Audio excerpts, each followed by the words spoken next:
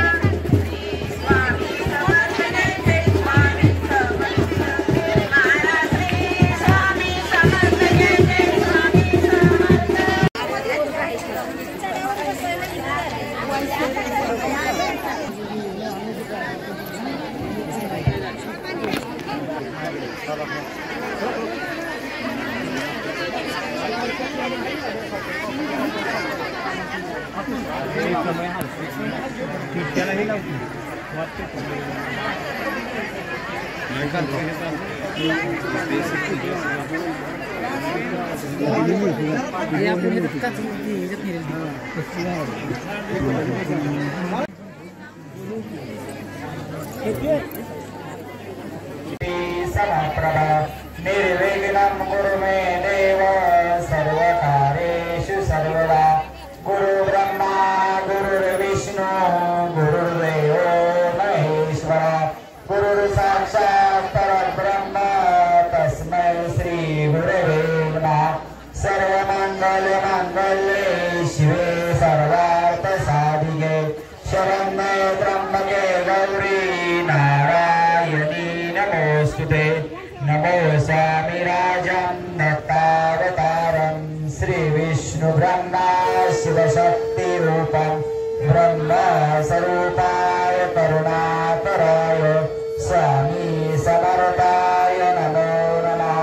मंगलमूर्ति मोरया सुखकर्ता करता वर्ता विघ्नाची हरे हरे कृपालयाची सर्वांगी सुंदर वैद्यकुलाची कंठे गळके नाम मुक्ताभराची. जय देव जय देव जय मंगलमूर्ती. दर्शनाला प्रेमाला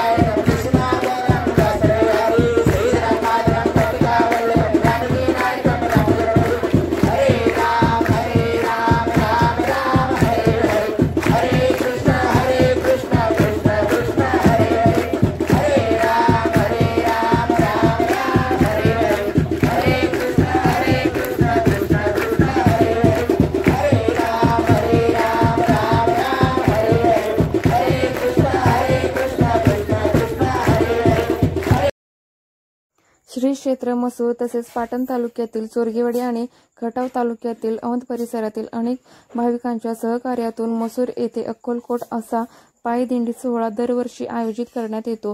स्वामी समर्थांच्या प्रकट दिनानिमित्त या सोहळ्याचे आयोजन केले जाते। यंदाही हा सोहळा पायदिंडीने अक्कलकोटला गेला होता। 11 दिवस हा सोहळा चालला। सोहळ्यात रथामध्ये स्वामी समर्थांची प्रतिमा होती, तसेच स्वामी समर्थांचा जयघोष करीत मसूर, औंध, म्हसवड, पिलीव, भाळवणी, पंढरपूर, सोलापूर मार्गे सोहळा अक्कलकोटमध्ये पोहोचला. प्रकट दिनी पूर्ण अक्कलकोटला प्रदक्षिणा घालून दिंडी पूर्ण करण्यात आली. या दिंडी सोहळ्याचा शेवट चोरगेवाडी येथे पारण्याच्या कार्यक्रमाने करण्यात आला. पारण्याचा कार्यक्रम चोरगेवाडी कुंभारगाव येथे भक्तिमय वातावरणात पार पडला.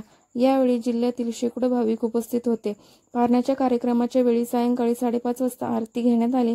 त्यानंतर सर्व भाविकांसाठी महाप्रसादाची सोय करण्यात आली होती.